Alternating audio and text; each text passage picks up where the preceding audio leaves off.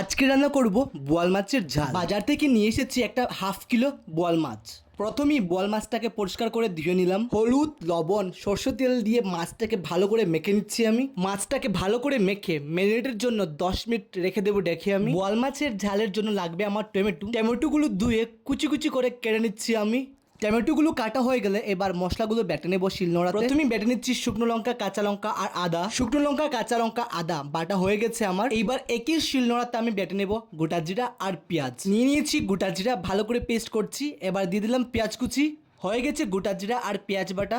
এইবার চুলাটা জ্বালিয়ে কড়াইটা বসিয়ে দিলাম, দিয়ে দিচ্ছি পরিমাণ মতো তেল। এইবার বোয়াল মাছগুলো এপিট ওপিট করে ভালো করে ভেজে নিচ্ছি আমি। মাছগুলো কিন্তু ভালো করে ভাজতে হবে গরম তেলের মধ্যে। বোয়াল মাছ ভাজা হয়ে গেছে আমার লাল লাল, দেখুন। এইবার মাছগুলো কড়াই থেকে নামিয়ে নিচ্ছি। এইবার মাছ ভাজার তেলে দিয়ে দিচ্ছি কালো জিরে ফোড়ন, দিয়ে দিলাম পেঁয়াজ কুচি হালকা ভাজা হয়ে গেছে, দিয়ে দিচ্ছি কাঁচা লঙ্কা, শুকনো লঙ্কা, আদা বাটা। এইবার দিয়ে দিলাম গোটা জিরা আর পেঁয়াজ বাটা। এইবার একে একে দিয়ে দিব পরিমাণ মতো গুঁড়ো মশলা, পরিমাণ মতো হলুদের গুঁড়ো, ধনিয়ার গুঁড়ো আর কালারের জন্য একটু কাশ্মীর লাল মরিচের গুঁড়ো, দিয়ে দিলাম স্বাদ মতো লবণ। এবার ভালো করে কষাবো। দিয়ে দিলাম টমেটো কুচি। এবার দেখুন মশলা থেকে তেল ছেড়ে দিয়েছে।